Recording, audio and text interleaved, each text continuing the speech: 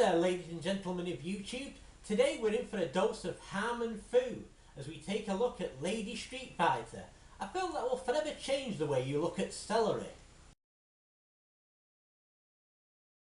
Renee Harmon was a cut-price Zsa Gabor who in the 1970s and 1980s acted as producer, writer and leading lady in a series of low-budget action and horror movies, mostly directed by James Bryan, he of Don't Go in the Woods infamy. The most widely seen of these was probably The Executioner Part 2, a staple of bargain basement British video shops during the 80s and 90s, and a source of some amusement due to the fact that it appeared to have absolutely nothing whatsoever to do with any of the several movies called The Executioner. Instead, its story of a Vietnam veteran turned vigilante suggested an attempt to deceive people into thinking that this was a sequel to the hit 1980 movie The Exterminator. Then there was Renee's horror opus Frozen Scream, which briefly achieved some notoriety when it was branded a video nasty, although you'd be hard pressed to work out how that film ever came to be in the company of such extreme cinema. Lady Street Fighter was Harmon's attempt to establish herself as an action movie heroine, as well as possibly an attempt to make the on-screen eating of celery look sexy. Cinematic first for sure. As to the plot of Lady Street Fighter, well, that's a tough one. It seems to have something to do with Renee's sister being killed by gangsters and Renee jetting into LA in order to seek justice. That's about the extent of the plot you'll be able to decipher, since much of the subsequent plot details emerge from the mouth of Renee's character. And rather unfortunately, Renee has absolutely no dramatic range. He's blessed with an unforgettably flat speaking voice, and any dialogue from her is constantly buried by her extremely strong German accent. If you're very lucky, you'll be able to decipher 2 in every 10 words she says. The death of Renee's sister seems to have something to do with a missing dog. There's also a Mr. Big character, whose organisation Renee attempts to infiltrate by posing an escort, and befriends his retarded daughter. The FBI are also on the trail of a microfilm containing all the secrets of Mr. Big's organisation. But the agent they assign to the case also doubles as a hitman for the bad guys, and is asked to assassinate Renee, but instead finds himself falling in love with her erotic way of eating celery, making her particularly irresistible to menfolk, you understand.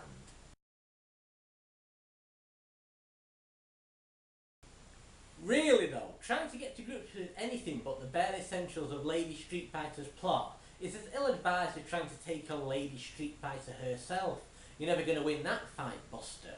Instead, it's better just to sit back, strap yourself in, and be prepared to be disorientated on a grand scale. And be prepared to ask yourself, can life ever be sane again? Something you'll wonder to yourself about 100 times during this insane movie. All the films that Harmon made do have this ability to trick you into thinking you're watching them at about 2 AM in the morning, and that you must have dozed off during all the parts that make the film make sense. It's only when you double check the clock you realise that no, you're not watching them at 2 AM in the morning, and in fact it's the film rather than you that's existed in this permanent state of confusion.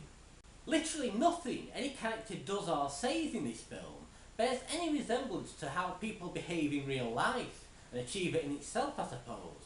There is this secondary character in this retarded daughter of the main villain, whose condition is illustrated by her carrying a giant stuffed toy dog around everywhere and having psychotic episodes in public.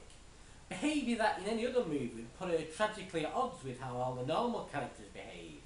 But in Lady Street Fighter, every character is behaving in such a profoundly offbeat manner that pretty much every character in this film could pass as being mildly retarded. This would include the lead character herself, who is given this eccentric characteristic of seducing men by eating celery in a sexually suggestive manner, a fetish that the film seems over the moon to have invented, and appears to have no concept of just how funny these scenes actually are.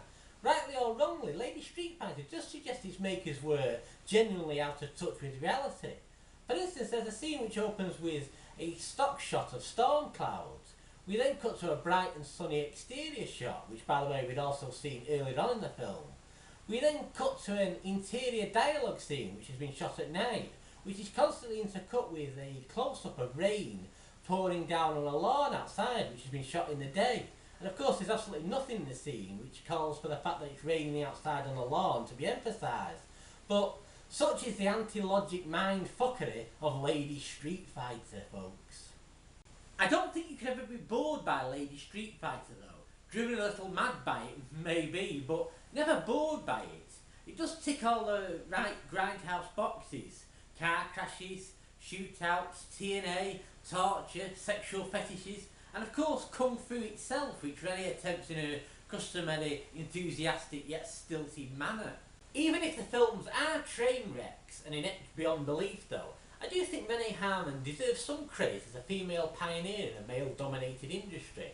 Here was someone who could have settled for being a middle-aged housewife and let her ambitions pass her by, but instead she chose to try and crack B-level Hollywood, even if the odds were stacked against her in terms of age, gender, and yes, actual talent.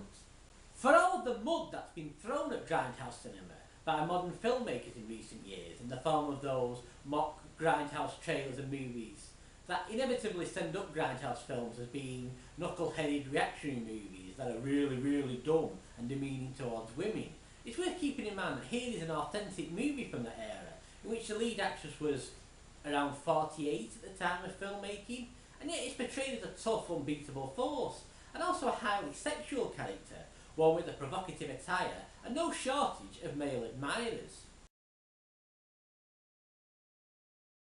Even though we're meant to be living in more enlightened times, I've not seen many 48-year-old actresses getting the chance to headline the direct-to-DVD action movies of today, and Hollywood still seems to have a stigma about middle-aged female characters being depicted as having any sex drive. So on that level at least, I'm not sure we've really earned the right to sneer at old grindhouse movies like this one. The fact that Renee was an unstoppable force for many years, who continued to act in and make movies, eventually taking a step down to working on videotape, and then wrote several books about how to break into the film industry, is a testament to either misplaced egotism or a plucky, never-say-die determination. Personally, I'd like to think it was the latter, since Renee is adorable, and in Lady Street Fighter does come across as a sort of kooky aunt, the type you only tend to meet at Christmas parties, and can always be relied upon to drink a little too much and show up in an inappropriate gold lame suit. Renee is to acting what the Shags were to music, and like the Shags' music, a Renee Harmon acting performance is always guaranteed to provoke an extreme reaction one way or the other. Some will find her fingers across the chalkboard irritating and end up cursing her name out loud. Others will take her to their heart, delight in her acting's unwitting ability to drive other people up the wall, and be determined to posthumously turn her into a cult figure. Personally, I began Lady Street Fighter in the former mindset and ended it in the latter mindset, so what more can I say? All hail Queen Renee, and God bless her talentless yet spellbinding soul. Well, that just about wraps things up for now, so all that remains for me to say is good night, God bless, and have a happy 2018.